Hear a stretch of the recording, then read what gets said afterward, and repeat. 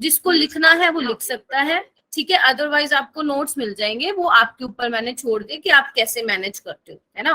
क्योंकि कुछ स्टूडेंट्स होते हैं बच्चे जो एक टाइम पे दो काम नहीं कर पाओगे, या तो समझोगे या फिर लिखोगे, ठीक है, तो वो आपकी मर्जी है आपको कैसे करना है। तो हम स्टार्ट करें क्या? Yes ma'am. ओके, एक मिनट रुक जाओ। हाँ, टॉपिक डालो इलेक्ट्रोकेमिस्ट्री।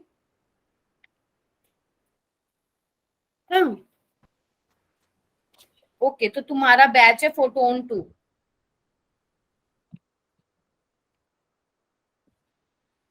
देखो अभी तो मैं तुम्हें समझा रही हूँ, बाकी मैंने तुम्हें ना यहाँ पे देखो, ये सारा मैं ना तुम्हें नोट्स जो दूंगी उसमें ये सब लिखा होगा, ठीक है। तो अभी मैं समझाऊंगी तुम्हें, और जो अच्छे से लिखा हुआ है वो तुम्हें नोट्स में मिल जाएगा। समझ रहे हो ना मेरी बात? Yes ma'am. चलो, तो बच्चे इलेक्ट्रोकेमिस्ट्री है हमारा चैप्टर, जो कि काफी ज्यादा इंपॉर्टेंट है तुम्हारे बोर्ड के पॉइंट ऑफ व्यू से भी, और तुम्हारे कॉम्पिटिटिव एग्जाम के पॉइंट ऑफ व्यू से भी क्वेश्चंस आते हैं, ठीक है। एक या दो दो तो आते ही आते हैं डेफिनेटली। और यहाँ पे तो जितने भी बच्चे हो, आई थिंक सबके पास बायोलॉजी है, ऐसा है ना? Yes ma'am. हाँ, मतलब मैथ्स भी होगी, लेकिन बायोलॉजी तो सबके पास है ही है, ठीक है। तो नीट में तो भैया आते हैं इलेक्ट्रोकेमिस्ट्री से 2 या 3 क्वेश्चंस तो पूछे जाते हैं, ये मान के चलो। और आपको पता है एक क्वेश्चन 4 नंबर का होता है, तो अगर तुम ये भी मान के चलो कि दो दो क्वेश्चन भी आते हैं इलेक्ट्रोकेमिस्ट्री से, तो 8 मार्क्स तो तुम्हें यही चैप्टर दिलवा देगा। तो काफी ज्यादा स्कोरिंग चैप्टर है, ठीक है। हम वो वाले टॉपिक करेंगे जहां से क्वेश्चन हर बार आते ही आते हैं, ठीक है। तो बच्चे इलेक्ट्रोकेमिस्ट्री बेसिकली क्या है, वर्ड्स को तोड़ दो। इलेक्ट्रिकल, इलेक्ट्रो मतलब इलेक्ट्रिकल एनर्जी से है, और केमिस्ट्री से मतलब क्या है बच्चे? केमिकल एनर्जी से है। यही मतलब है। मतलब बेसिकली हम इलेक्ट्रोकेमिस्ट्री में क्या देखने वाले हैं, हम इलेक्ट्रोकेमिस्ट्री में ये देखने वाले हैं कि कोई पर्टिकुलर रिएक्शन इलेक्ट्रिकल एनर्जी से केमिकल एनर्जी में कैसे चेंज हो रही है, या केमिकल एनर्जी से इलेक्ट्रिकल एनर्जी में कैसे चेंज हो रही है। कौन सी रिएक्शन बच्चे? Redox reaction. कौन सी रिएक्शन की हम बात करें, जितनी भी इलेक्ट्रोकेमिस्ट्री में हम रिएक्शंस देखेंगे वो सारी की सारी किसके होंगी? रिडॉक्स रिएक्शन होंगी।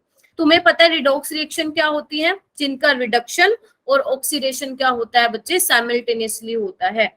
ये पता है ना तुम्हें? रिडॉक्स रिएक्शन का मतलब पता है, ठीक है। उसके बाद बच्चे अब अब क्या है इलेक्ट्रोकेमिस्ट्री में आपको ये स्टडी करने के लिए कि भैया कौन कौन से ऐसे सेल हैं जो इलेक्ट्रिकल एनर्जी से केमिकल एनर्जी में चेंज करते हैं, एंड वाइस वर्सा। तो आपके सिलेबस में बच्चे 2 टाइप के सेल हैं, एक तो इलेक्ट्रोकेमिकल सेल है, इलेक्ट्रोकेमिकल सेल है, इलेक्ट्रोलिटिक। एक है इलेक्ट्रोलिटिक सेल, एक है इलेक्ट्रोलिटिक सेल, ठीक है। इलेक्ट्रोकेमिकल में बेसिकली क्या होता है बच्चे? इलेक्ट्रोकेमिकल में केमिकल एनर्जी से इलेक्ट्रिकल एनर्जी चेंज होती है, वेरी गुड। केमिकल एनर्जी से इलेक्ट्रिकल एनर्जी में चेंज होता है। पहले केमिकल रिएक्शन होती है, फिर इलेक्ट्रिकल का, उससे इलेक्ट्रिकल एनर्जी में चेंज होता है। जबकि इलेक्ट्रोलिटिक में क्या होता है? इलेक्ट्रिकल एनर्जी से केमिकल एनर्जी में चेंज होता है। उसके बाद ये आपको पता होना चाहिए बच्चे, जो इलेक्ट्रोकेमिकल सेल है वो स्पॉन्टेनियस होता है, मतलब आप अपने आप हो रहा है काम। स्पॉन्टेनियस मतलब पता है ना, या तो वो चीज अपने आप हो रही है या आप उसको इनिशिएट करवा रहे हो, ठीक है। तो उसमें क्या होता है? अपने आप केमिकल रिएक्शन होती है, जैसे आपके क्या बोलते हैं, आपकी वॉच है, आपका रिमोट है, एसी का रिमोट है, उसमें क्या बैटरी है, बैटरी में क्या अपने आप केमिकल रिएक्शंस होती हैं उसमें, और फिर जो है उसको आप यूज करते हो फॉर इलेक्ट्रिकल पर्पस। लेकिन इलेक्ट्रोलिटिक सेल में क्या है? नॉन स्पॉन्टेनियस प्रोसेस है, कि आपको पहले इलेक्ट्रिकल एनर्जी सप्लाई करनी ही पड़ेगी, तब जाके वो केमिकल रिएक्शन करवाएगा। यही बेसिक डिफरेंस है इलेक्ट्रोकेमिकल सेल और बच्चे इलेक्ट्रोलिटिक सेल, ठीक है। अगर आप मुझसे पूछो कि मैम इंपॉर्टेंट कौन सा क्वेश्चन कहाँ से आते हैं, तो बच्चे इलेक्ट्रोकेमिकल सेल से आपके क्वेश्चंस आते हैं। तो पहले हम इलेक्ट्रोकेमिकल को पढ़ेंगे, सारी उसकी सेल, कौन सा सेल हम पढ़ेंगे, सारी वर्किंग वगैरह देखेंगे। उसके बाद जो है हम इलेक्ट्रोलिटिक सेल पढ़ेंगे। क्लियर है ना बच्चे? तो बच्चे इलेक्ट्रोकेमिकल सेल को दूसरा नाम क्या होता है? इलेक्ट्रोकेमिकल सेल का गैल्वेनिक सेल भी बोलते हैं आपकी बुक में, डेनियल से और एक वोल्टेइक सेल, वेरी गुड। और जो इसका एग्जाम्पल है वो है डेनियल सेल, जिसको हमें पढ़ना है डिटेल में। डेनियल सेल जिसका ऐसा मतलब बहुत कम ही ऐसा होगा कि उसका क्वेश्चन ना पूछा जाए पेपर में। अल्टरनेट ईयर्स पे पूछा जाता है डैनियल सेल से क्वेश्चन। और आपको पता है डैनियल सेल में हम जनरली जिंक और कॉपर की इलेक्ट्रोड लेते हैं, ठीक है। ऐसा नहीं है बच्चे कि एग्जाम में आपको हो सकता है कि सिल्वर की इलेक्ट्रोड दे दे या हो सकता है मर्क्यूरी की दे दे, लेकिन आपके सिलेबस में जो वर्किंग है ना वो सिर्फ इसकी ही है, जिंक और कॉपर को ही लेके इन्होंने एक डैनियल सेल बनाया है जिसके बारे में हम डिटेल में पढ़ेंगे, ठीक है। लेकिन एग्जाम में क्वेश्चन इनके ऐसा नहीं है कि जिंक और एक कॉपर का मेटल लेंगे उसी पे ही सारे इलेक्ट्रोकेमिस्ट्री के क्वेश्चन आएंगे, ऐसा नहीं है। हाँ केमिकल सेल में डैनियल सेल का यूज करेंगे इलेक्ट्रोकेमिकल में। हाँ बेटा, इसको मैं बाद में डिस्कस करूंगी इलेक्ट्रोलिटिक को, अभी मैं इस पे फोकस कर रही हूँ, ठीक है। इलेक्ट्रोकेमिकल सेल में हम डैनियल सेल को स्टडी करेंगे, ठीक है। तो अब मैं क्या कर रही हूँ बच्चे, अब मैं यहाँ पे एक डायग्राम बनाऊंगी, ठीक है, जिसकी वर्किंग हम समझेंगे। तो आप ना बिल्कुल शांति से, जितनी शांत, मैं वैसे सजेस्ट करूंगी कि आप मत लिखना अभी कुछ भी, क्योंकि जितनी शांति से सुनोगे ना बच्चे उतना ज्यादा अच्छे से समझ में आएगा, क्योंकि इसकी वर्किंग का एक एक पॉइंट जो भी मैं बोलूंगी वो सारा का सारा इंपॉर्टेंट है और कहीं से भी वो क्वेश्चन बन के आ सकता है। तुम इस चीज की टेंशन नहीं लेनी है, वो मैंने नोट्स में ऑलरेडी प्रॉपर मेंशन कर रखा है, तुम वहां से कर लोगे अच्छे से, ठीक है। लिखने की हैबिट अच्छी होती है, लिखते हो तो बहुत अच्छी बात है, लेकिन इसमें एक बार सुनना। तो मैं यहाँ पे एक सेल बनाती हूँ बच्चे, डैनियल सेल। देखो डैनियल सेल बेसिकली, इस सेल की वर्किंग कुछ ऐसा है। इसके लिए आप जो है 2 बीकर लेते हैं, अभी मैं सोल्ट ब्रिज नहीं बनाऊंगी, इसके लिए आप 2 बीकर लेते हैं, ठीक है। और दोनों में ध्यान रखना अलग अलग इलेक्ट्रोलाइट लेते हो। इसमें मान लो आपने जिंक सल्फेट का सोल्यूशन लिया है, इसमें आप कॉपर सल्फेट का सोल्यूशन लेंगे, ठीक है। जिंक सल्फेट के सोल्यूशन में जिंक की इलेक्ट्रोड होगी और कॉपर सल्फेट में बच्चे किसकी इलेक्ट्रोड होगी, कॉपर की इलेक्ट्रोड होगी। फिर इसको क्या करोगे बच्चे, कनेक्ट कर दोगे वोल्ट मीटर से, ठीक है। एक्चुअली में डैनियल सेल आया कहां से, तो बच्चे आपने 9th क्लास में ना एक चीज पढ़ी होगी कि एक बीकर में ना आपने क्या किया होगा, कॉपर सल्फेट का सोल्यूशन डाल रखा होगा और ऊपर से जिंक की इलेक्ट्रोड डाली होगी। तो आप बोलते थे कि जिंक ज्यादा रिएक्टिव होने की वजह से जिंक सल्फेट बन जाएगा और सॉल्यूशन का कलर जो है कलरलेस हो जाएगा। ऐसा सबने पढ़ा है ना 9th क्लास में। तो Yes, में होता क्या है बच्चे, जब आप लैब में एक्सपेरिमेंट करते हैं ना, इसका एक्सपेरिमेंट होता है पोटेंशियोमेट्रिक टाइट्रेशन कहते हैं, वो आपको अभी नहीं करना और ना उस पे जाना है, अभी नहीं करना वो 12th में। तो होता क्या है बच्चे, जब आप बीकर में सॉल्यूशन लेते हो और उसके अंदर इलेक्ट्रोड डालते हो, मान लो जिंक सल्फेट का आपने सॉल्यूशन लिया, उसके अंदर जिंक की इलेक्ट्रोड डाली है, तो जब आप उस बीकर को हाथ लगाओगे ना तो आपको ऐसा फील होगा गरम गरम सा। तो मतलब बेसिकली वो कैसे अपने आप गर्म हो रहा है, एक्सोथर्मिक रिएक्शन होती है। और ये जो केमिकल, जो मैं बोल रही हूँ ना केमिकल एनर्जी से इलेक्ट्रिकल एनर्जी में चेंज हो रही है, तो वो जो केमिकल एनर्जी प्रोड्यूस हो रही है वो हीट की फॉर्म में प्रोड्यूस हो रही है, ठीक है। तो केमिकल एनर्जी प्रोड्यूस होगी मतलब केमिकल रिएक्शन होगी कुछ ना कुछ, ठीक है। इलेक्ट्रॉन्स वगैरह का फ्लो होगा और उसके वजह से फिर क्या होगा, आप जो ये वोल्ट मीटर लगा रखा है उसमें अपनी रीडिंग देखोगे। तो बेसिकली केमिकल एनर्जी से इलेक्ट्रिकल एनर्जी में चेंज करता है आपका ये इलेक्ट्रोकेमिकल सेल, ठीक है। तो अब देखो बच्चे ध्यान से देखना, यहाँ पे जिंक सल्फेट का सॉल्यूशन है, यहाँ पे कॉपर सल्फेट का, और उनकी इलेक्ट्रोड डाल दी है। ओके बच्चे, ओके सहिष्ठा, ओके बेटा, ठीक है। तो होगा क्या, अब ध्यान से सुनना, जो ये मैम वाला होता है आपके पास, हाँ मैम यहाँ पे सेम रॉड क्यों लेते हैं? बच्चे क्या बोलते हैं, डैनियल सेल का ना सेटअप ऐसा लेते हैं हम कि जिंक सल्फेट में जिंक की इलेक्ट्रोड लेते हैं, कॉपर सल्फेट में कॉपर की इलेक्ट्रोड लेते हैं, क्योंकि जब हम वर्किंग करते हैं ना तो उसके लिए हमें, जो हम वर्किंग अभी सीखेंगे तो उसके लिए हमें सेम ही रोड लेनी पड़ेगी, ताकि मैं आपको मतलब अच्छे से समझा पाऊं कि एक्चुअल में काम कैसे हो रहा है उसका, ठीक है। क्योंकि अगर आपने जिंक सल्फेट में कॉपर का ले लिया इलेक्ट्रोड, तो जो डैनियल सेल की वर्किंग है जो आपको स्टडी करनी है वो आप स्टडी नहीं कर पाओगे अगर आपने भैया जिंक सल्फेट में कॉपर की इलेक्ट्रोड ले ली। तो आपको ध्यान रखना। सलिया बोलो। हम ये बना किस लिए रहे हैं, मतलब यूज क्या है इसका?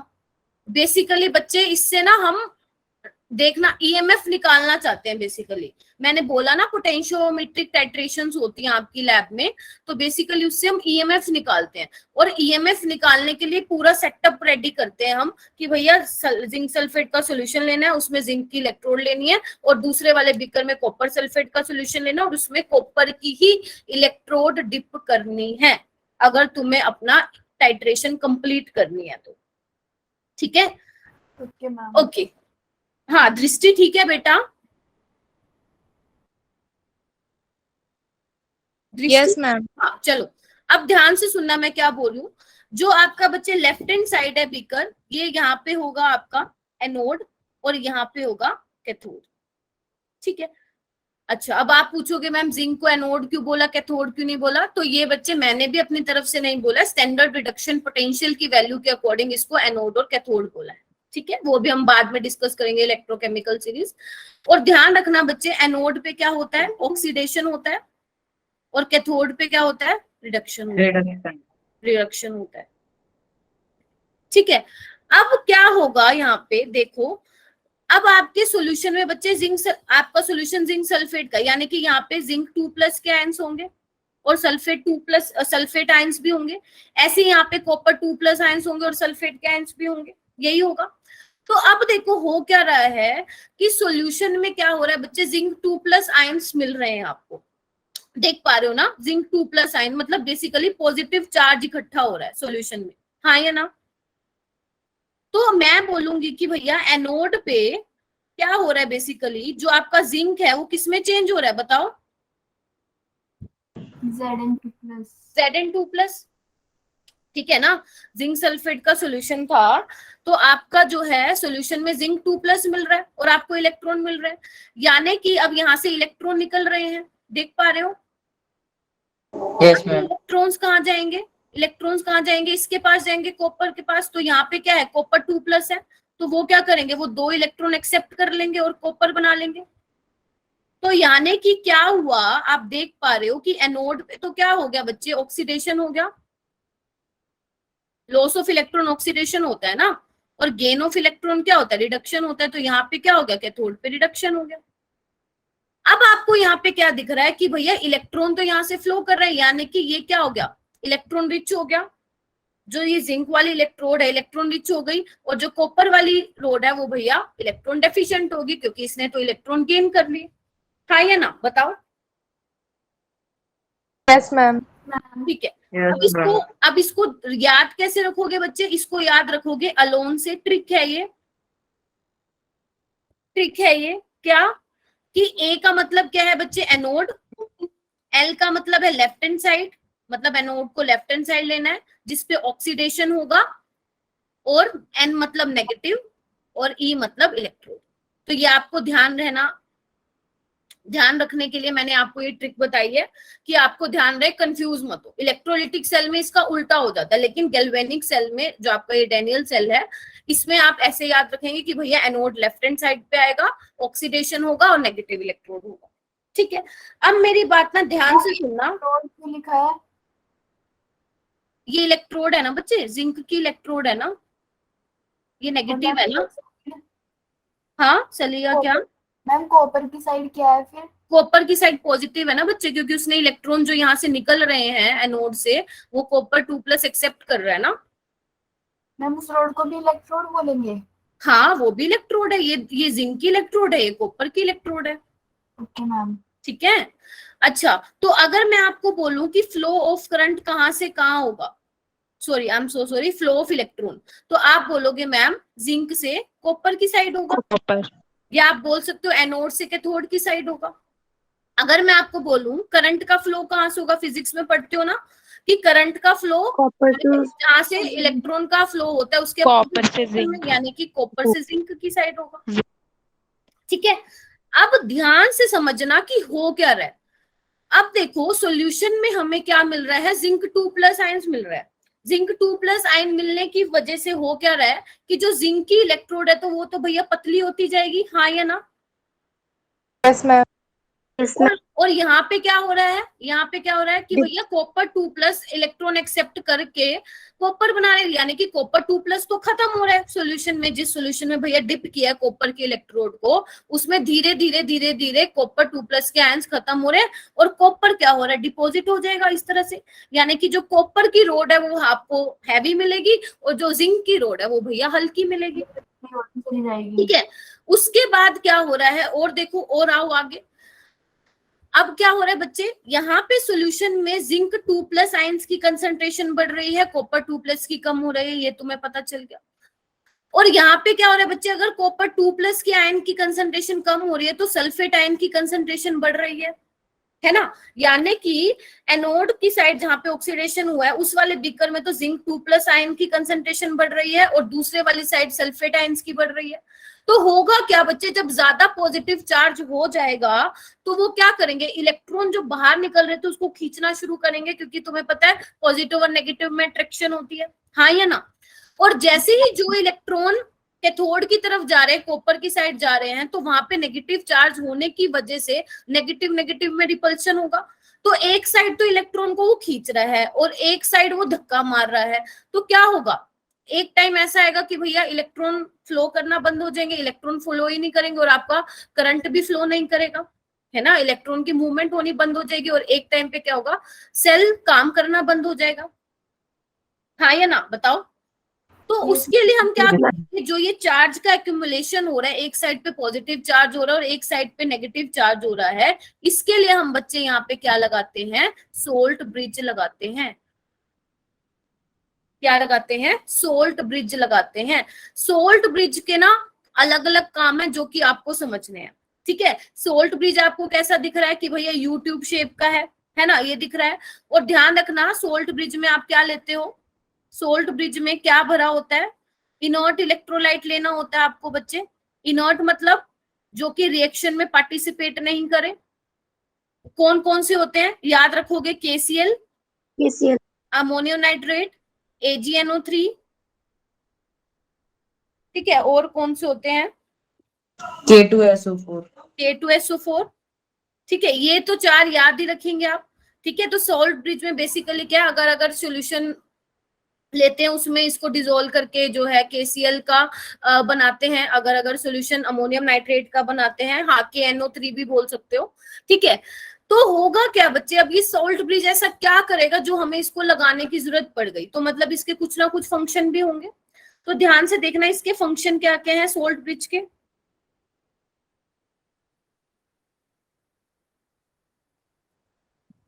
देखो अभी मैंने क्या बोला बच्चे, यहाँ पे जिंक 2+ इकट्ठा हो जाएगा और यहाँ पे सल्फेट आयंस इकट्ठा हो जाएगा। तो अगर मैं बात करूं इसमें KCl है तो K+Cl नेगेटिव के आयंस होंगे। तो एक बात बताओ, जिंक 2+ के चार्ज को बैलेंस करने के लिए यहाँ कौन आएगा, Cl नेगेटिव आएगा, है ना। और इसको कौन आएगा करने के लिए भैया, सल्फेट आयन को K+ आएगा। तो दोनों का चार्ज क्या हो जाएगा, बैलेंस हो जाएगा, यानी कि इलेक्ट्रिकल न्यूट्रलिटी को मेंटेन कर रहा है। और जो आपका सेल एक टाइम पे काम करना बंद हो गया अब वो भैया फिर से स्टार्ट हो जाएगा, मतलब बेसिकली सर्किट को भी कंप्लीट कर रहा है, क्योंकि सोल्ट ब्रिज के बिना आपका सर्किट आधा अधूरा था, ठीक है। तो यानी कि एक काम तो किया इसने, इलेक्ट्रिकल न्यूट्रलिटी को मेंटेन किया, दूसरा सर्किट को कंप्लीट किया।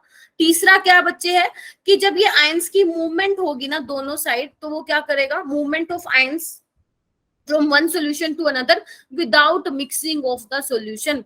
वो मिक्स नहीं होंगे सॉल्यूशन के साथ, क्योंकि अगर वो मिक्स हो गए ना सॉल्यूशन के साथ तो आप जो वोल्ट मीटर में रीडिंग देखोगे ना EMF की, जो मैं आपको बताऊंगी कि क्या होता है, वो डिस्टर्ब हो जाएगी। तो इसीलिए जो है ये भी इसका एक फंक्शन है।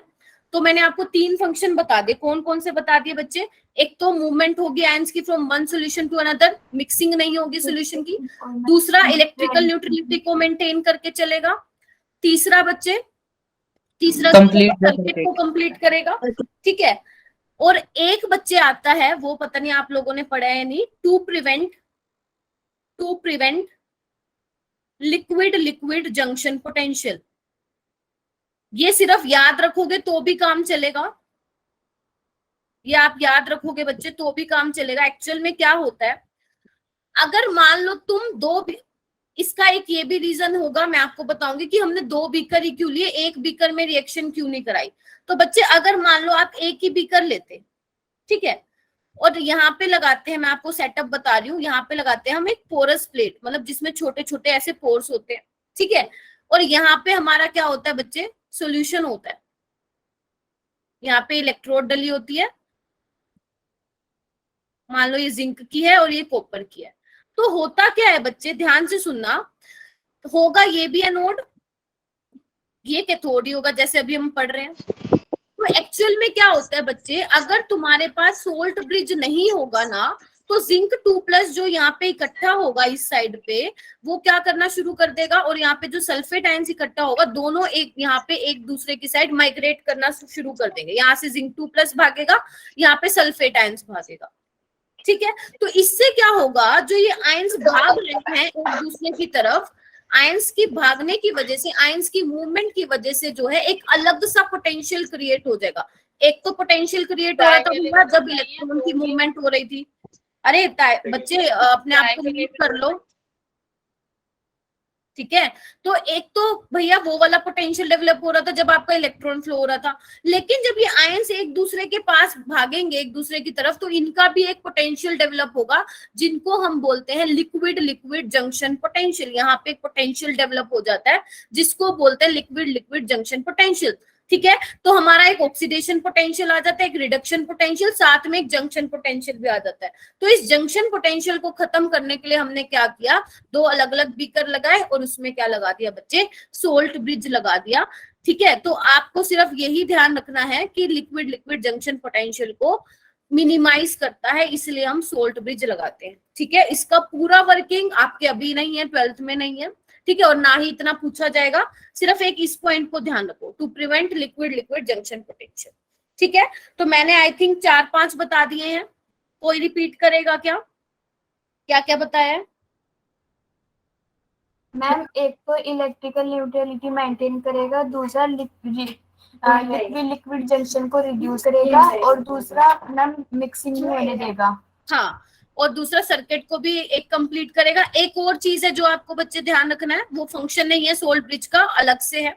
मैंने आपको लिखवाया कि केसीएल आप यूज करोगे एज ए इनर्ट इलेक्ट्रोलाइट, लेकिन ध्यान रखना केसीएल को आप तब यूज नहीं करोगे अगर आपकी कैथोड, मतलब आपकी कोई इलेक्ट्रोड लेड हो। हाँ हाँ प्रतीक्षा, डेफिनेटली जब जिंक रोड में से भैया जिंक 2+ बन रहा है और सॉल्यूशन में आ रहा है, तो जिंक की रोड हल्की हो जाएगी, पतली हो जाएगी। ये देखो, यही मैंने दिखा रखा है यहाँ पे, आपकी बुक में ऐसा पतला करके दिखा रखा होगा, और कॉपर की रोड को थोड़ा मोटा करके दिखा रखा होगा, ठीक है, ठीक है ना। जब जिंक की रोड में से खिसड़ खिसड़ के जिंक 2+ आ जाएगा ना सोल्यूशन में, तो जिंक की रोड क्या हो जाएगी, हल्की हो जाएगी, जिंक का मास कम हो जाएगा, ठीक है। तो हाँ, मैं क्या कह रही थी, हाँ अंचल। मैम जिंक की रॉड को फिर चेंज भी करना होगा अगर वो पतली खत्म हो जाएगी तो? नहीं नहीं नहीं नहीं नहीं बच्चे, जिंक की रोड जैसे ही डाल दी ना, इतना मतलब जितना आपको, जो आपको रिजल्ट चाहिए होता है, ईएमएफ की जो वैल्यू निकालनी होती है, वो इससे काम हो जाता है, और आपको एक ग्राफ प्लॉट करना होता है, उससे हो जाता है। ऐसा भी नहीं है कि भैया अगर पूरी खत्म होगी तो भैया फिर सेल ही काम करना बंद हो जाएगा ना, तो हमारा ऐसा नहीं है, धीरे धीरे कम होती है लेकिन हमारा काम चल जाता है, ठीक है। ऐसा नहीं है कि डाली उसी टाइम कम हो जाए, पता नहीं कितना टाइम लग जाता है, इतने में तो हमारा एक्सपेरिमेंट ही हो जाता है, ठीक है, ठीक है बच्चे। उसके बाद आपको ये ध्यान रखना है, ठीक है ना अंचल? यस हाँ बोल दिया करो बच्चे यस मैम, फिर मेरे को लगता है पता नहीं कहाँ गायब हो गए। हाँ, तो आपको ये ध्यान रखना है बच्चे, अगर आप केसीएल लेते हो इनर्ट इलेक्ट्रोलाइट, तो ध्यान रखना अगर आपके पास इलेक्ट्रोड लेड की है या मरकरी की है या सिल्वर की है, तब आप केसीएल को यूज नहीं करोगे एज अ इनर्ट इलेक्ट्रोलाइट। क्यों नहीं करोगे? क्योंकि क्या होगा, जब केसीएल भैया लेड के कांटेक्ट में आएगी तो वो लेड क्लोराइड बना लेगा, ऐसी मर्क्यूरी क्लोराइड बना लेगा, और ऐसे ही क्या बना लेगा, एजीसीएल बना लेगा। तो इनके क्या बनते हैं, बेसिकली पीपीटी बन जाते हैं। और जब पीपीटी बनने की वजह से क्या होता है, सॉल्यूशन में से इलेक्ट्रॉन का बाहर निकलना फ्रॉम एनोड टू कैथोड थोड़ा सा मुश्किल हो जाता है। इस वजह से हम लेड, मरकरी और एजी के केस में केसीएल का यूज नहीं करते। और ये वाला क्वेश्चन भी बहुत बार पूछा गया है पेपर में आपके कॉम्पिटिटिव एग्जाम में कि केसीएल को हम डैनियल सेल में तो बहुत बढ़िया यूज कर लेते हैं, लेकिन लेड, मरकरी और सिल्वर में क्यों यूज नहीं करते हैं। मैम केसीएल वाले समझ नहीं आया है। बच्चे देखो एक्चुअल में क्या होता है, जब ये लेड इसके साथ आता है ना, कंबाइन होता है, तो वो लेड क्लोराइड बना लेता है बेसिकली। और हम क्या चाहते हैं कि भैया मिक्सिंग नहीं होनी चाहिए, समझ रहे हो। लेकिन लेड केसीएल के साथ मिलकर लेड क्लोराइड बना लेता है और इसके पीपीटी बनते हैं, प्रेसिपिटेट बनते हैं। ऐसी मर्क्यूरी क्लोराइड बन जाता है, ऐसी सिल्वर क्लोराइड बन जाता है। ठीक है, तो अगर प्रेसिपिटेट बन जाएंगे बच्चे इसके, तो जो लेड 2+ और जो इलेक्ट्रॉन निकल रहे हैं उसका निकलना मुश्किल हो जाएगा। इस वजह से हम केसीएल को इन तीनों के इलेक्ट्रोड जब हम यूज करते हैं तो केसीएल को as a inert electrolyte use नहीं करते हैं। ठीक है, बट मैम हाँ? जो के मतलब पोटेशियम है वो तो Zn के साथ भी रिएक्ट कर सकता है और Cu के साथ भी कर सकता है, क्योंकि वो मोस्ट रिएक्टिव है ना, इस वजह से।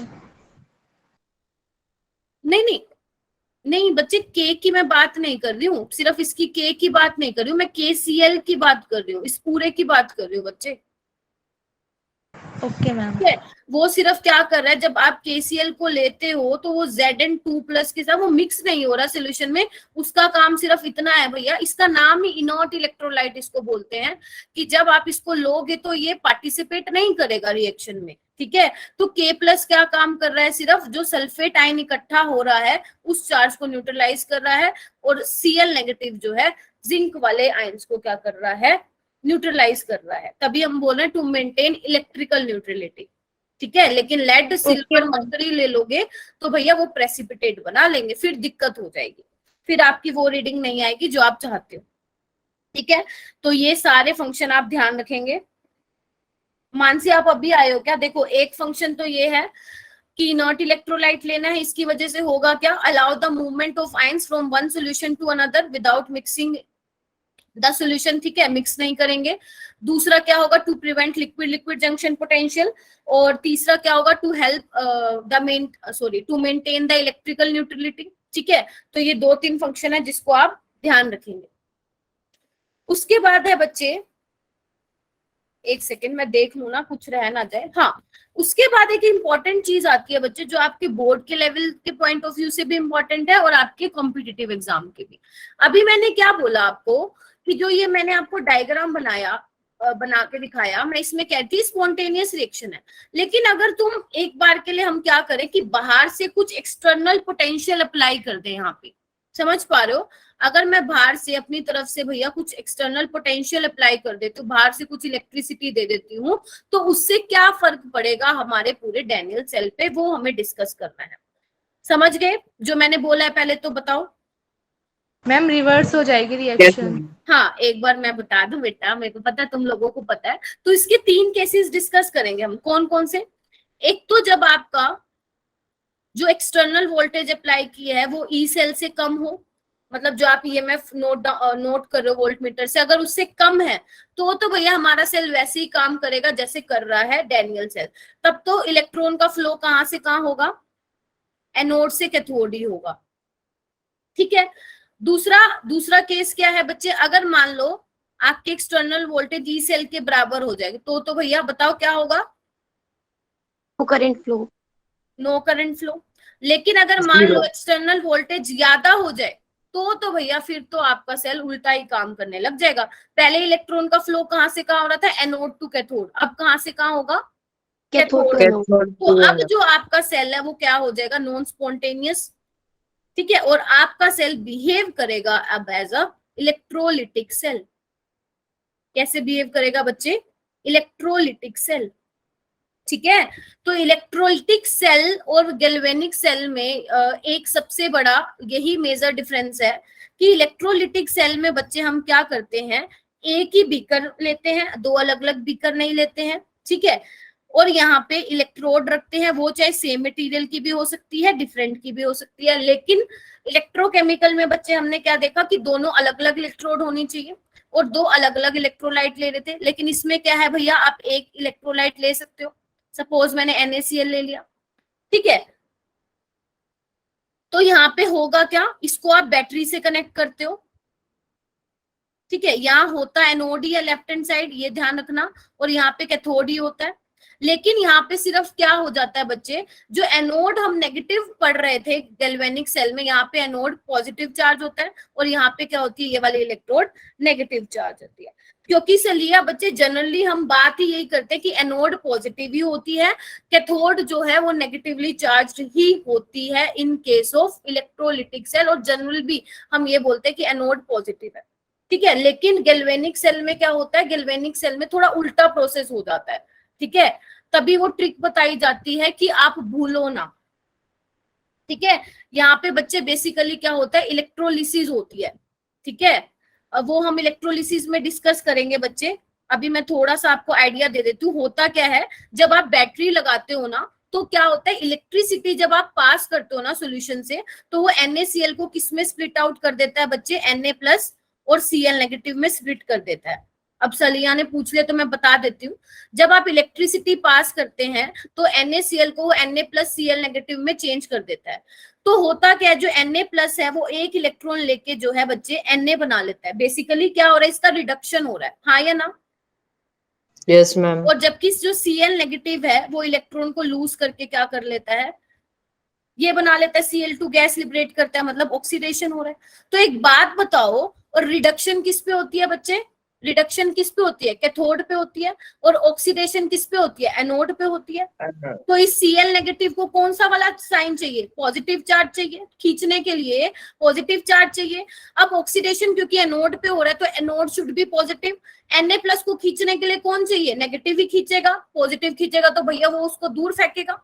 तो अगर Na+ को खींचने के लिए कोई नेगेटिव चाहिए, क्योंकि इसका रिडक्शन हो रहा है और रिडक्शन कैथोड पे होता है, तो कैथोड शुड बी नेगेटिव, इसलिए चलिए एनोड पे पॉजिटिव चार्ज आया है और कैथोड पे क्या आया है, नेगेटिव चार्ज आया है, ठीक है।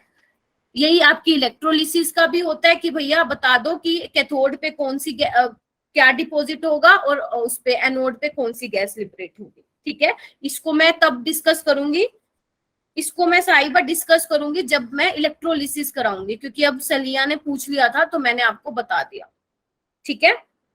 इसको मैं डिस्कस करूंगी दोबारा से, टेंशन ना लो, ठीक है। उसके बाद बच्चे, हाँ, इसके बाद जो है सेल रिप्रेजेंटेशन है, बहुत जरूरी। आपको सेल रिप्रेजेंट करना आना चाहिए कि कैसे रिप्रेजेंट करेंगे। तो इसको ध्यान से देखो, क्या है सेल रिप्रेजेंटेशन, कैसे करोगे किसी भी सेल की। देखो आपको क्या करना है बच्चे, बीच में 2 डंडे लगा दो। अब ये 2 डंडे क्या है, सोल्ट ब्रिज है, क्या है बच्चे, सॉल्ट ब्रिज, ठीक है। उसके बाद क्या करोगे, लेफ्ट हैंड साइड और राइट हैंड साइड क्या लिख दोगे, आयंस लिख दोगे, आयंस। एक तरीका है लिखने का ताकि कभी गलत ना करो, ठीक है, लिख दिया। यहाँ पे क्या है, फिर एक डंडा लगाओ और यहाँ पे लिखो मेटल, और यहाँ पे भी क्या लिखो बच्चे, हाफ रिएक्शन तो मैंने अभी बताया ही नहीं, चलिए बच्चे हाफ रिएक्शन तो मैंने बताया ही नहीं अभी बेटा, ठीक है। और ये जो सिंगल लाइन लगाई है वो क्या है, फेज है, और ये भी क्या है, फेज है। फेज का मतलब समझते हो ना, एक स्टेट से दूसरे स्टेट में चेंज होने को फेज बोलते हैं, कि आपका मेटल जो है सॉलिड है और आयंस जो है एक्वस में, पानी में है ना, ऐसे ये बच्चे। अगर आप मान लो सिर्फ जिंक की रिएक्शन लिखते हो तो उसको बोलते हैं हम हाफ सेल रिएक्शन। जब तक आप दोनों को साथ में लेके नहीं चलोगे तो आपका जो सेल है वो कंप्लीट कैसे होगा। तो एक से एक एनोड पे जो लिखते हैं वो एनोड वाली ऑक्सीडेशन हाफ रिएक्शन होती है, जो कैथोड पे लेते हैं उसको बोलते हैं रिडक्शन हाफ रिएक्शन। जब दोनों को कंबाइन करके लिखते हो उसको बोलते हैं हम कंप्लीट सेल रिएक्शन। और आपका सर्किट तभी कंप्लीट होता है जब आप क्या लो, जब आप एनोड भी लो और कैथोड भी लो, ठीक है। हाफ सेल रिएक्शन कराने से आपका सर्किट कंप्लीट नहीं होगा, ठीक है। तो मान लो अगर मैं बच्चे यहाँ पे एग्जांपल लेती हूँ, ये वाला एक सेकेंड, जिंक ये लेती हूँ, ठीक है। मैं बोल रही हूँ इसकी सेल रिप्रेजेंटेशन बच्चे कैसे लिखोगे, पहले तो बीच में क्या लगाओ, सॉल्ट ब्रिज लगाओ, यही लगाओगे ना। हाँ, एक और बात मैं बताना भूल गई बच्चे, जो राइट हैंड साइड होता है वो कैथोड होता है और वहां पे रिडक्शन हो रही होती है, ठीक है, और जो लेफ्ट हैंड साइड होता है वो बिहेव करेगा एज एनोड, और एनोड पे क्या होती है बताओ? Oxidation. ऑक्सीडेशन। तो अब तुम यहाँ देख लो, जिंक से जिंक 2+ में चेंज हो रहा है, मतलब ऑक्सीडेशन हो रहा है, तो यहाँ पे क्या आएगा इस साइड? मैम ये आप क्या बता रही हो? जो मैम आपने समझाया था उसी का ये बच्चे में सेल रिप्रेजेंट, मान लो तुम्हें ये रिएक्शन दे दी और आपसे बोल दिया जाए कि इसके लिए सेल रिप्रेजेंटेशन क्या लिखोगे, तो मैं वो सिखा रही हूँ सलिया। Okay ma'am. ठीक है, और यहाँ पे क्या होगा? रिडक्शन होगा। रिडक्शन किसका हो रहा है? कॉपर 2+ से कॉपर हो रहा है, तो लिख दो, बस होगी। तो आपको चाहे कैसी भी रिएक्शन मिले, अगर आपको पता है कि, अगर आपको ये वाली चीज पता है ना जो मैंने ये रेड पेन से लिखी है, तो आप सबकी सेल रिप्रेजेंटेशन लिख सकते। समझ गए बेटा? हाँ या ना? Yes ma'am. Yes ma'am. Yes, ma'am. Okay, तो अब क्या करना है बच्चे, ध्यान से सुनो। अभी हम ना इलेक्ट्रोकेमिकल सीरीज स्टार्ट करने वाले हैं, ठीक है। उससे पहले हम ये देखते हैं ईएमएफ क्या होता है। देखो, अगर मान लो मैं तुम्हें ये बोलूं, आपके पास जिंक है, कॉपर है, मैं चाहती हूं, मैं जिंक का ईएमएफ निकालना चाहती हूँ। EMF is what? Electromotive force, ठीक है। तो मैं जिंक का ईएमएफ निकालना चाहती हूँ, तो कैसे निकालूं? तो अगर आपको हर एक मेटल का बच्चे ईएमएफ निकालना है, ठीक है, तो उसके लिए क्या करेंगे, जिसको आप इलेक्ट्रोड पोटेंशियल भी बोल सकते हो, ठीक है। अब बोलोगे मैम इलेक्ट्रोड पोटेंशियल क्या होता है? इलेक्ट्रोड पोटेंशियल बेसिकली वो होता है बच्चे, पोटेंशियल का मतलब होता है कितनी कैपेबिलिटी है। तो the capability of an electrode to lose और गेन इलेक्ट्रॉन, कि वो जो पर्टिकुलर इलेक्ट्रोड आपने जो ली है भैया सॉल्यूशन में, उसकी कितनी टेंडेंसी है कि वो इलेक्ट्रॉन को लूज कर रहा है या गेन कर रहा है, ठीक है। उसी को हम बोलते हैं इलेक्ट्रोड पोटेंशियल। अगर मान लो आपको जिंक का इलेक्ट्रोड पोटेंशियल निकालना है, तो उसके लिए हम क्या करते हैं बच्चे, जो एक्सपेरिमेंट किए गए ना, वो ऐसा किया गया कि हम क्या लेते हैं उसके लिए, एक रेफरेंस इलेक्ट्रोड लेते हैं। और जो आपके सिलेबस में है रेफरेंस इलेक्ट्रोड, वो कौन सी है? Standard hydrogen electrode. कौन सी है? स्टैंडर्ड हाइड्रोजन इलेक्ट्रोड, जिसको यूज करके बच्चे हम क्या करते हैं, किसी दूसरे सेल का हम क्या निकाल सकते हैं, किसी दूसरे मेटल का हम क्या निकाल सकते हैं, इलेक्ट्रोड पोटेंशियल निकाल सकते हैं। तो क्या किया, क्योंकि इसका हमें ऑलरेडी पता होता है कि हाइड्रोजन का जो स्टैंडर्ड इलेक्ट्रोड पोटेंशियल होता है वो आप सबको पता है कितना होता है, 0 होता है, पता है ना। तो हम क्या करते हैं, इसको रेफरेंस मान के दूसरे वाले जितने भी इलेक्ट्रोड्स हैं सबका हम इलेक्ट्रोड पोटेंशियल निकाल सकते हैं, क्योंकि एक का हमें पता होता है और दूसरे का नहीं पता होता। तो उसको क्या करते हैं, हम यूज करके दूसरे वाले का निकाल सकते हैं। और ऐसे ऐसे एक पर्टिकुलर हर इलेक्ट्रोड का इलेक्ट्रोड पोटेंशियल निकाल निकाल के ही क्या बना दी गई बच्चे, इलेक्ट्रोकेमिकल सीरीज बना दी गई, ठीक है। और ध्यान रखना, इलेक्ट्रोकेमिकल सीरीज में जो भी इलेक्ट्रोड पोटेंशियल लिखे हुए हैं वो सारे के सारे स्टैंडर्ड इलेक्ट्रोड पोटेंशियल है, मतलब उनको स्टैंडर्ड कंडीशन में निकाला गया है। स्टैंडर्ड कंडीशन मतलब 1 मोलर कंसंट्रेशन रही है, 1 बार प्रेशर रहा है, या आप बोल सकते हो 1 एटमॉस्फेयर प्रेशर रहा है, और 298 केल्विन टेम्परेचर पे वो सारे के सारे इलेक्ट्रोड पोटेंशियल निकाले गए हैं। तो अगर मैं तुम्हें इलेक्ट्रोकेमिकल सीरीज की वो दिखाऊं, देख पा रहे हो क्या यहाँ पे सारे? Yes, ma'am. ठीक है, तो यहाँ पे आपको दिख रहा होगा बच्चे, ये तो है हाइड्रोजन का जिसका ई नोट सेल 0 होता है, ये स्टैंडर्ड है, ठीक है। इसी के रेफरेंस में हम जो है बाकी सेल्स का भी निकाल लेते हैं इलेक्ट्रोड पोटेंशियल। और ध्यान रखना, आयुपेक के अकॉर्डिंग जो है जितने भी स्टैंडर्ड इलेक्ट्रोड पोटेंशियल है वो हमने सारे एज अ रिडक्शन पोटेंशियल लिए हैं। आप देख पा रहे हो यहाँ पे सबके सब में रिडक्शन किया हुआ है सारे मेटल्स का, देख पा रहे हो? देख पा रहे हो ना, सबका सब देख पा रहे हो ना, बोलो तो सही।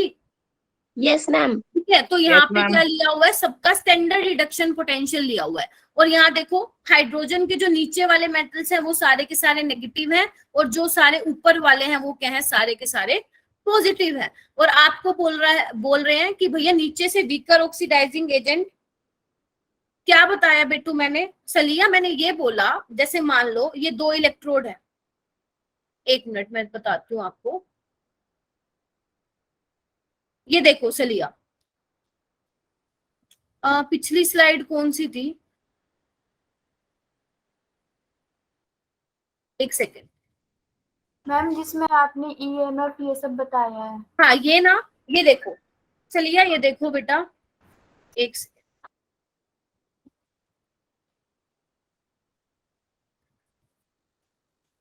देखो मान लो तुम्हें जिंक का ना इलेक्ट्रोड पोटेंशियल निकालना है, ठीक है, तो तुम क्या करोगे ना, हम क्या लेते हैं डैनियल सेल में बच्चे, 2 बीकर लेते हैं, ठीक है, तो यहाँ पे हम जिंक की इलेक्ट्रोड लेंगे, ठीक है, और यहाँ पे एक ऐसी इलेक्ट्रोड लेंगे जिसका हमें EMF पता होगा, वो हम कौन सी लेते हैं बच्चे, हाइड्रोजन इलेक्ट्रोड लेते हैं, उसका ऐसा कुछ सेटअप होता है जिसमें प्लेटिनम इलेक्ट्रोड डली होती है, आपको इतना डिटेल में जाने की नहीं है जरूरत, ठीक है, हाइड्रोजन इलेक्ट्रोड होती है ये, ठीक है।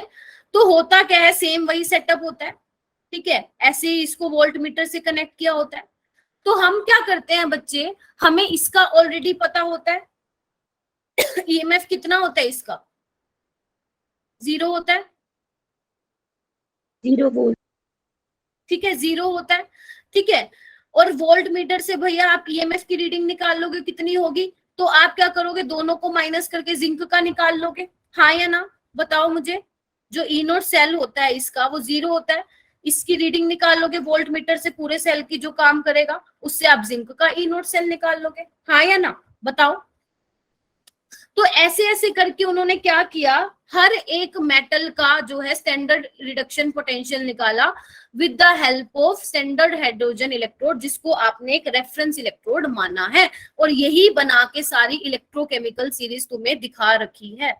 एक सेकेंड, ऐसा, ठीक है। तो आपको क्या करना है बच्चे, जो जो मैं यहाँ पे पॉइंट डिस्कस कर रही हूँ वो सब सारी चीजें आपको ध्यान रखनी है, तो मैं 1 बाय 1 डिस्कस कर रही हूँ। देखो सबसे पहला पॉइंट है कि अगर रिडक्शन पोटेंशियल पॉजिटिव है with respect to standard hydrogen electrode, क्या बोला मैंने, ये देखो ये 0 है और इसके ऊपर वाले सारे पॉजिटिव हैं, ठीक है।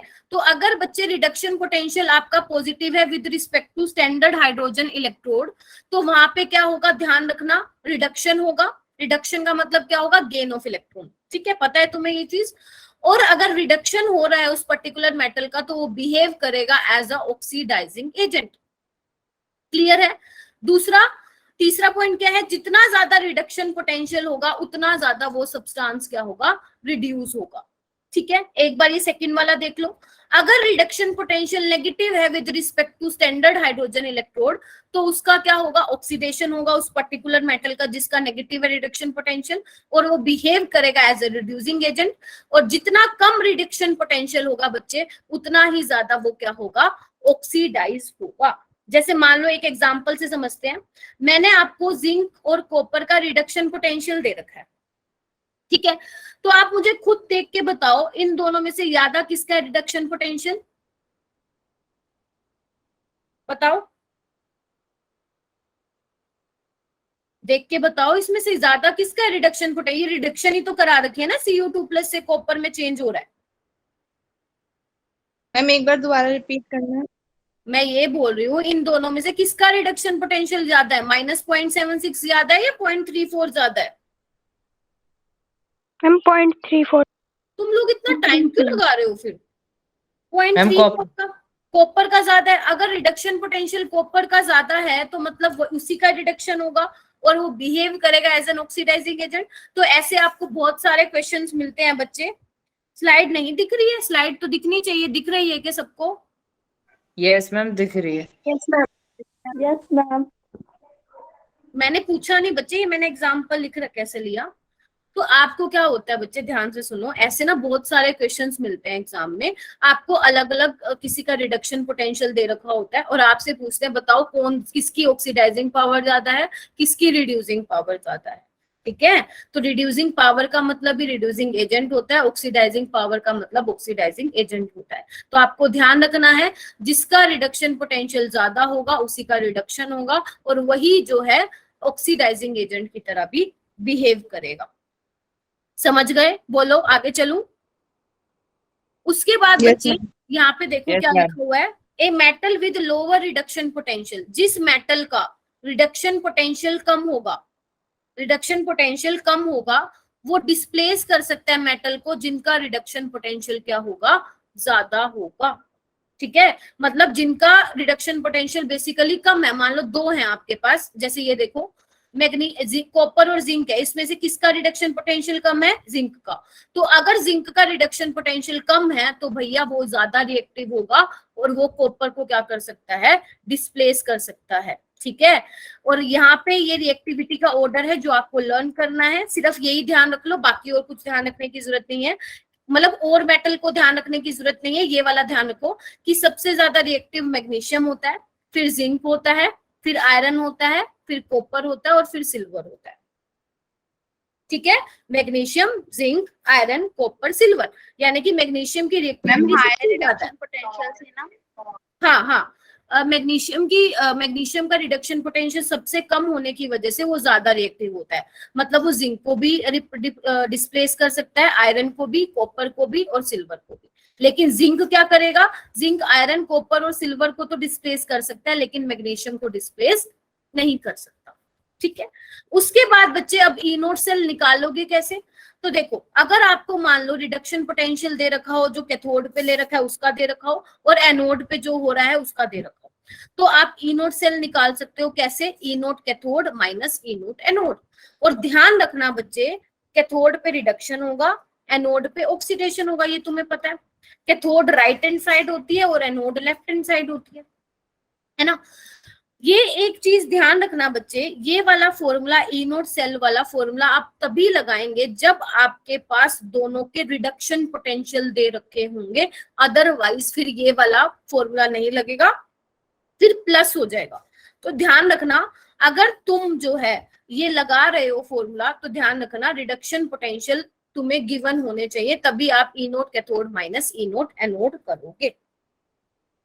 ठीक है, उसके बाद बच्चे जो आप ईएमएफ निकालते हो, किसी भी सेल का ईएमएफ निकालते हो, मान लो तुम्हें एक रिएक्शन दे दी गई, जब हम नर्न्स इक्वेशन करेंगे तब आप देखोगे कि ईएमएफ कैसे निकालेंगे हम। तो अगर आप चाहते हो कि वो आपकी रिएक्शन हो जाए, अगर आप चाहते हो रिएक्शन फॉरवर्ड डायरेक्शन में जाए, तो ध्यान रखना उसका ईएमएफ जो है पॉजिटिव आना चाहिए। अगर आपका ईएमएफ ऑफ अ सेल अगर नेगेटिव आ गया तो वो आपका सेल काम नहीं करेगा और वो रिएक्शन कैसी हो जाएगी? नॉन स्पॉन्टेनियस हो जाएगी। तो ये कुछ पॉइंट्स हैं जो आपको याद रखने हैं। अगर आप चाहते हो कि रिएक्शन स्पॉन्टेनियस हो तो EMF of a cell must be positive. R का मतलब है बच्चे कैथोड राइट हैंड साइड होता है और लेफ्ट हैंड साइड होता है आपका एनोड, ये मतलब है आर और एल से।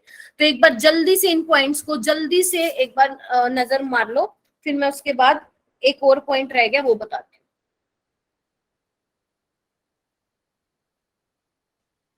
देख लिया क्या? Yes ma'am. उसके बाद बच्चे यहाँ पे ये चीज है कि जितने भी मेटल जो है हाइड्रोजन के बिलो लाई करते हैं, मतलब जितने भी हाइड्रोजन के नीचे, मतलब बेसिकली वो वाले जिनका रिडक्शन पोटेंशियल नेगेटिव है, वो सारे के सारे एसिड के साथ रिएक्ट करके क्या बना लेते हैं? हाइड्रोजन गैस बना लेते हैं। और ये बहुत इंपॉर्टेंट है। जैसे देखो, मैं आपको एक एग्जांपल से समझाती हूँ। ये देखो, जिंक 2+ है, एक जिंक का है, एक कॉपर का रिडक्शन पोटेंशियल आपको दे रखा है। आपको पता है जिंक का रिडक्शन पोटेंशियल क्या है? कम है। समझ रहे हो ना? देखो, दोनों में से तुम मुझे बताओ ऑक्सीडेशन कौन करेगा और रिडक्शन कौन करेगा? बताओ बताओ बेटा। Zinc oxidation, copper reduction. हाँ, क्योंकि रिडक्शन पोटेंशियल कॉपर का ज्यादा है तो भैया वो ज्यादा रिड्यूस होगा जल्दी और एज कंपेयर टू जिंक। यानी कि जिंक क्या करेगा? ऑक्सीडेशन करेगा, यानी कि ये करेगा। हाँ या ना? अब जो इसने इलेक्ट्रॉन दिए हैं वो इलेक्ट्रॉन कौन ले लेगा? जो आपने एसिड लिया है वो ले लेगा। H+ देता है ना एसिड, तो दे दिया इसने और H2 गैस निकल गई। मतलब जब कोई भैया इलेक्ट्रॉन देगा तभी तो वो एसिड लेगा ना, ऐसे कैसे ले लेगा? जबकि कॉपर के केस में क्या है? वो रिडक्शन करेगा, मतलब वो खुद का रिडक्शन करेगा, दूसरों का नहीं होगा। अच्छा, स्लो करूं क्या? थोड़ा फास्ट हो रहा है क्या बेटा? थोड़ा फास्ट हो रहा है, चलो मैं धीरे धीरे बोलती हूँ। देखो, अच्छा अच्छा अच्छा, ठीक है ठीक है ठीक है ठीक है, सॉरी सॉरी सॉरी सॉरी। देखो क्या बोला मैंने, ये एक बार फिर समझाती हूँ। देखो, जो इलेक्ट्रॉन लूज करेगा तभी तो वो दूसरे वाला एक्सेप्ट करेगा ना, है ना? जबकि कॉपर पे क्या हो रहा है बच्चे? रिडक्शन हो रहा है। कॉपर पे क्या हो रहा है? रिडक्शन हो रहा है। रिडक्शन में क्या होता है? गेन ऑफ इलेक्ट्रॉन, है ना? तो ये कॉपर खुद ही इलेक्ट्रॉन को गेन कर लेगा। जब ये खुद ही गेन कर लेगा तो इसको क्या देगा, नहीं देगा।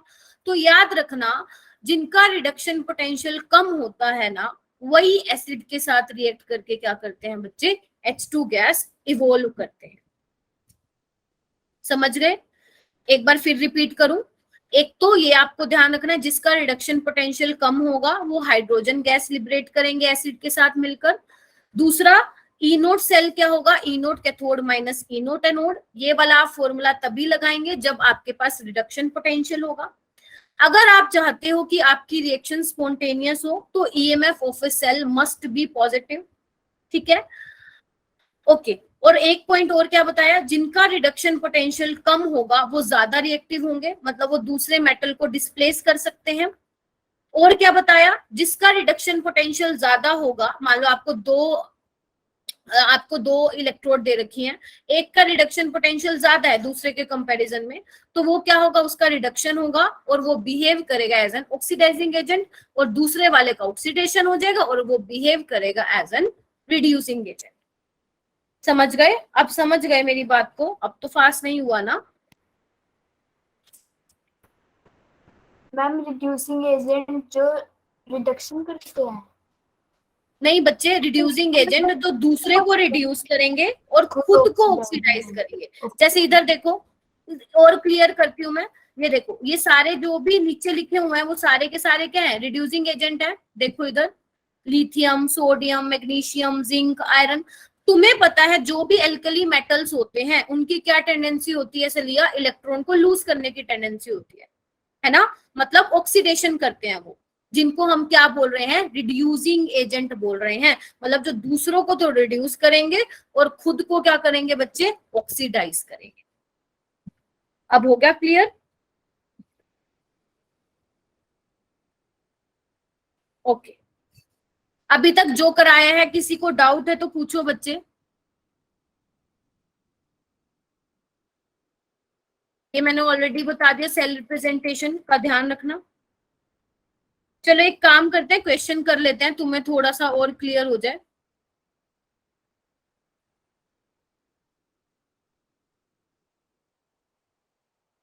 बच्चे आर का मतलब है जो आपकी कैथोड होती है वो राइट हैंड साइड होती है ना गैल्वेनिक सेल में, उसको बोला है मैंने आर, राइट हैंड साइड। और एल मतलब एनोड आपकी लेफ्ट हैंड साइड होती है। तो बच्चे ये क्वेश्चन है, आपको ना सेल रिएक्शन दे रखी है पूरी, ठीक है, कंप्लीट सेल रिएक्शन दे रखी है। आपको दोनों का ऑक्सीडेशन पोटेंशियल दे रखा है, आपको दोनों का ऑक्सीडेशन पोटेंशियल दे रखा है। आपको ई नोट सेल निकालना है, तो क्या करोगे बच्चे, इसको दो तरीके हैं करने के। देखो पहला तरीका तो ये है कि आप जो है ये वाला फॉर्मूला लगा दो, E naught cell is equal to E naught cathode minus E naught anode. ठीक है, लेकिन मैंने कहा था ये फॉर्मूला आप तभी लगाएंगे जब आपको रिडक्शन पोटेंशियल दे रखा हो, और यहाँ पे आपको क्या दे रखा है दोनों का, बताओ, ऑक्सीडेशन पोटेंशियल। तो आपको क्या करना पड़ेगा, इसको रिडक्शन पोटेंशियल में चेंज करना पड़ेगा, यानी कि इसको माइनस 0.76 करना पड़ेगा और इसको 0.80 करना पड़ेगा, है ना। अब कैथोड पे क्या होता है रिडक्शन, तो देख लो, जिसका रिडक्शन पोटेंशियल ज्यादा है वही रिडक्शन करेगा, यानी कि 0.80 माइनस ऑक्सीडेशन कौन करेगा, ये, तो माइनस 0.6। तो इसको आप ऐड कर लेना, आंसर आ जाएगा आपका 1.56 वोल्ट। ठीक है, क्योंकि बच्चे, चलिए आप सुन नहीं रही हो क्या ध्यान से, क्योंकि बच्चे रिडक्शन पोटेंशियल लेना पड़ेगा ना हमें, आपको ऑक्सीडेशन पोटेंशियल दे रखा है। आप ये फॉर्मूला तभी लगा सकते हो जब आपके पास दोनों के दोनों का रिडक्शन पोटेंशियल हो। ठीक है, अगर मान लो आपके पास ऑक्सीडेशन पोटेंशियल है और आपको चेंज करना है रिडक्शन पोटेंशियल में, तो भैया उसका साइन चेंज करना पड़ेगा तुम लोगों को, समझे।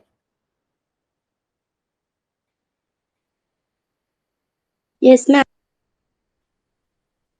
बच्चे अभी तो मैंने बोला जिसका, तुम सुन ही नहीं रहे हो, तुम पूरा लेक्चर तुमने सुना ही नहीं है ध्यान से, फिर इसका मतलब जो तुम ये पूछ रहे हो, अभी मैंने क्या बोला, इतना सारा पॉइंट मैंने तुम्हें बताया कि जिसका रिडक्शन पोटेंशियल ज्यादा होगा उसके ऊपर रिडक्शन होगा और दूसरे पे ऑक्सीडेशन होगा, यही तो बोला मैंने। एक बात देखो, इन दोनों में से जो मैंने रिडक्शन पोटेंशियल लिखा है किसका ज्यादा है, Ag का रिडक्शन पोटेंशियल ज्यादा है ना, तो उसका रिडक्शन हो जाएगा और दूसरे वाले का ऑक्सीडेशन हो जाएगा। अब तुम पूछ रहे हो मैम ये कैसे पता चलेगा कि ऑक्सीडेशन पोटेंशियल है, तो बच्चे देखो ना, जिंक से जिंक 2+ में चेंज हो रहा है और Ag से Ag+ में चेंज हो रहा है, तो इनका ही ऑक्सीडेशन पोटेंशियल है। अगर वो बोलते कि भैया रिडक्शन पोटेंशियल है तो वो ऐसे लिख के देते, समझे?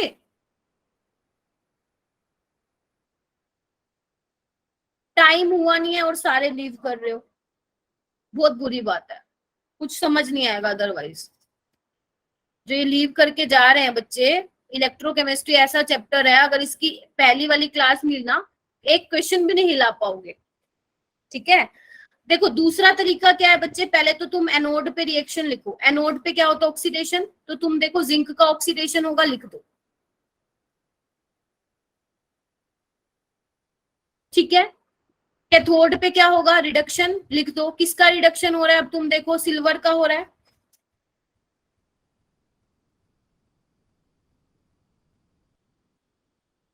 अब क्या करोगे बच्चे, दोनों को आपको ये वाली रिएक्शन बनानी है, लेकिन इलेक्ट्रॉन को सेम करना पड़ेगा, तो 2 से मल्टीप्लाई कर दो, तो क्या बन जाएगी final reaction, zinc +2 Ag plus zinc 2+ और 2 Ag। बताओ ये बनेगी या नहीं बनेगी?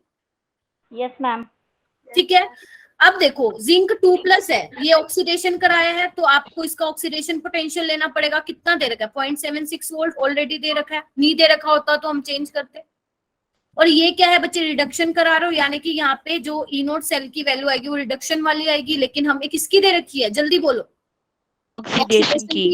उसको चेंज करना पड़ेगा, कर दिया।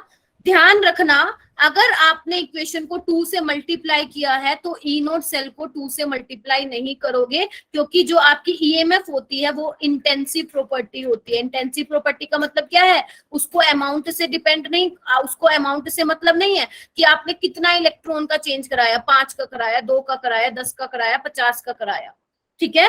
तो जब आप किसी इक्वेशन को मल्टीप्लाई कर रहे हो किसी भी फैक्टर से, तो ध्यान रखना उसके ईएमएफ को मल्टीप्लाई नहीं करोगे, वो जितना है उतना ही रहेगा, समझ गए? Yes ma'am. अच्छा, अब इसका E0 सेल कैसे निकालोगे, सिंपल है, ये वाला ज्यादा सिंपल है, मैं कहूंगी कि आप ये वाला मेथड एडोप्ट करना, ठीक है। तो देखो यहाँ पे क्या हो रहा है, आपने कुछ नहीं किया, दोनों इक्वेशन को जस्ट ऐड कर दिया, तो भैया दोनों के ईएमएफ को भी ऐड कर दो, 0.76 प्लस 0.80, खत्म, बस। आपको अगर एनोड पे रिएक्शन लिखने आती है, कैथोड पे आती है लिखने आती है, जो ये फाइनल इक्वेशन आपको ऑलरेडी पेपर में दे रखी होगी, बना लो वो कैसे बनी है, दोनों को ऐड करके बन रही है तो दोनों को ऐड कर दो। इलेक्ट्रोकेमिस्ट्री में हर क्वेश्चन को सॉल्व करने के 2 तरीके होते हैं, लेकिन आपको एक ही तरीका एडॉप्ट करना है, क्योंकि अगर आप दोनों सीखोगे तो कंफ्यूज हो जाओगे, समझे इस बात को? ये क्वेश्चन हो जाएगा। Yes yes. उसके बाद एक ये वाला क्वेश्चन है, बाकी क्वेश्चन आपको मिल जाएंगे, मैं जो आपको शेयर करूंगी पीडीएफ वो आपको मिल जाएंगे। देखो आपको क्या दे रखा है बच्चे, ध्यान से देखना, आपको ना कॉपर सल्फेट का सॉल्यूशन है एक बीकर में, मैं सिर्फ मतलब मैंने पूरा स्टेटमेंट नहीं लिखा है, कॉपर सल्फेट का सॉल्यूशन है, उसमें कॉपर की रोड डिप कर रखी है, ठीक है। एक निकल सल्फेट का सॉल्यूशन है, उसमें निकल की रोड डिप कर रखी है, और दोनों का ये क्या दे रखा है, रिडक्शन पोटेंशियल है ऑक्सीडेशन पोटेंशियल, बताओ? Reduction potential. रिडक्शन पोटेंशियल दे रखा है, कॉपर का दे रखा है 0.34 और निकल का दे रखा है 0.25। आपको बताना है कंप्लीट सेल रिएक्शन लिख के दिखानी है, E0 सेल निकालना है, ये बताना है कि कौन सी इलेक्ट्रोड पॉजिटिव होगी, और आपको दूसरा क्या बताना है, सेल रिप्रेजेंटेशन उसकी दिखानी है, ठीक है। तो मुझे जल्दी जल्दी बताओ, थर्ड वाले का आंसर पहले दो, कौन सा इलेक्ट्रोड पॉजिटिव होगा, कॉपर वाला या निकल वाला, बताओ? गैल्वेनिक सेल में पॉजिटिव कौन सी इलेक्ट्रोड पे आती है? सहिष्टा, कैन यू हियर मी बेटा? Yes ma'am.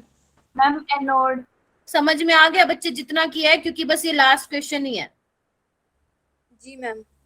ठीक है बच्चे, हाँ मैम। हाँ बाय। हाँ मैं क्या कह रही हूँ, कौन सी इलेक्ट्रोड पॉजिटिव होगी बताओ। Ma'am anode. तुम क्या कर रहे हो बच्चे, मैं तुम्हें पहले तो ये बताओ, मैं तुम्हें पढ़ा क्या रही हूँ, इलेक्ट्रोकेमिकल सेल पढ़ा रही हूँ या इलेक्ट्रोलिटिक सेल पढ़ा रही हूँ। Ma'am electrochemical cell. तो इलेक्ट्रोकेमिकल सेल में मैंने तुम्हें क्या बोला था, पॉजिटिव टर्मिनल किसको मिलता है, कैथोड को मिलता है या एनोड को मिलता है। कैथोड को पॉजिटिव, एनोड को नेगेटिव। तो फिर इसमें से कैथोड कौन है, कॉपर है या निकल है। कॉपर। फिर क्यों गलत बोल रहे हो बेटा, कॉपर का रिडक्शन पोटेंशियल ज्यादा है ना, तो फिर रिडक्शन उसी का होगा, तो यानी कि पॉजिटिव टर्मिनल होगा। ई नोट सेल क्या होगा, ई naught cathode minus E naught anode.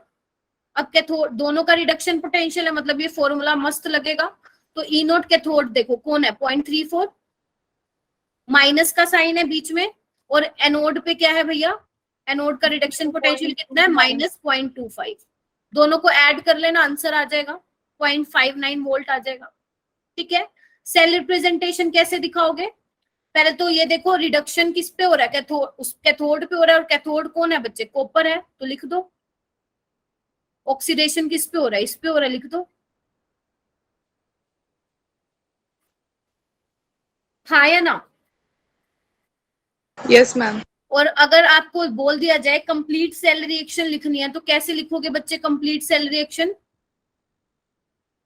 पहले तो एनोड पे लिखनी पड़ेगी आपको, एनोड पे कौन है बताओ, निकल या कॉपर। निकल। निकल। सारे बोलो भाई चैट बॉक्स में, जल्दी मुझे थम्स अप करो, समझ में आया कि नहीं आया, आज का बहुत इंपॉर्टेंट था। निकल, निकल का ऑक्सीडेशन हो रहा है, कैथोड पे क्या हो रहा है, रिडक्शन हो रहा है, कॉपर।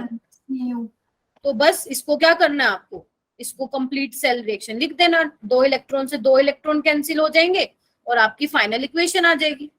कर लोगे ये वाला क्वेश्चन। Yes ma'am. ठीक है, इसके अलावा देखो आपको और भी क्वेश्चन दिए हुए हैं मैंने, यहाँ पे देखो कहाँ गया कहाँ गया, ओके।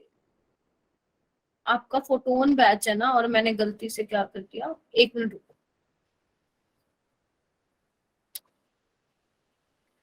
ये वाले क्वेश्चन है, ये देखो, ये आपको मिल जाएंगे। ठीक है, इसको ट्राई करना, जो मैंने आपको दूंगी उसमें आंसर नहीं होंगे इसके, आपको आंसर पहले खुद सॉल्व करना है। ठीक है, ठीक है, बहुत सारे क्वेश्चन है, 14 to 15 के अराउंड क्वेश्चन है। मैम शेयर कर दीजिएगा। हाँ मैं रात को कर दूंगी शेयर। ठीक है, तो ओके आपको क्या क्या करना है बच्चे, आपको क्या क्या करना है, गैल्वेनिक सेल की सारी वर्किंग पता होनी चाहिए, कि ऑक्सीडेशन कहाँ पे हो रहा है, रिडक्शन कहाँ पे हो रहा है, कैथोड कौन है, एनोड कौन है, सोल्ट ब्रिज क्यों लगा रहे हैं, सोल्ट ब्रिज का फंक्शन क्या है। ठीक है, अगर 2 इलेक्ट्रोड में से किसी एक का रिडक्शन पोटेंशियल ज्यादा है तो क्या होगा, किस पे ऑक्सीडेशन होगा, किस पे रिडक्शन होगा, कौन ऑक्सीडाइजिंग एजेंट होगा, कौन रिड्यूसिंग एजेंट होगा, ये पता होना चाहिए। ठीक है, कौन सा इलेक्ट्रोड जो है, कौन सा मेटल जो है हाइड्रोजन गैस लिबरेट करेगा, कौन सा मेटल दूसरे वाले मेटल को डिस्प्लेस करेगा, ये सारी चीजें तुम्हें पता होनी चाहिए। सेल रिप्रेजेंटेशन कैसे लिखते हैं ये पता होना चाहिए। ई नोट सेल का फॉर्मूला पता होना चाहिए, बहुत इंपॉर्टेंट है। E naught cathode minus E naught anode, ये फॉर्मूला आप तभी अप्लाई करेंगे जब आपके पास रिडक्शन पोटेंशियल दे रखा हो। अगर नहीं दे रखा, मान लो ऑक्सीडेशन पोटेंशियल दे रखा है, तो उसको कन्वर्ट कर लो रिडक्शन पोटेंशियल में, साइन को चेंज करके। ठीक है, उसके बाद क्या आना चाहिए तुम्हें, हाँ उसके बाद तुम्हें ये पता होना चाहिए कि अगर आप किसी रिएक्शन को किसी फैक्टर से मल्टीप्लाई कर रहे हो तो ध्यान रखना ईएमएफ को कभी भी मल्टीप्लाई नहीं करना, क्योंकि ईएमएफ आपकी कैसी प्रॉपर्टी होती है बच्चे, कैसी होती है, इंटेंसिव प्रॉपर्टी होती है। और इंटेंसिव प्रॉपर्टी में मैटर नहीं करता कि अमाउंट कितना है, मतलब कितना आप इलेक्ट्रॉन का चेंज करा रहे हो, 1 का करा रहे हो, 50 का, 100 का, 10 का, उसको मतलब नहीं है। ठीक है, E naught cell will remain same. समझे इस चीज को। Yes ma'am. अब आप क्या करेंगे बच्चे घर पे, आप सबसे पहले जो मैंने पढ़ाया है, वैसे तो नोट्स में से रिवाइज कर लेंगे, लेकिन एक बार मेरे कहने पे एनसीईआरटी में से रिवाइज करेंगे उसको। ठीक है, और उसके बाद जो है क्वेश्चन की प्रैक्टिस करेंगे। समझ गए, ओके ठीक है। अभी तो जल्दी नहीं हो रहा ना, अभी तो मैं स्लो कर दिया था मैंने खुद को, तो मुझे उसी टाइम बता दे करो, क्योंकि टीचर को बच्चे क्या होता है ना, कई बार टीचर इतने फ्लो में होता है ना कि उसको पता नहीं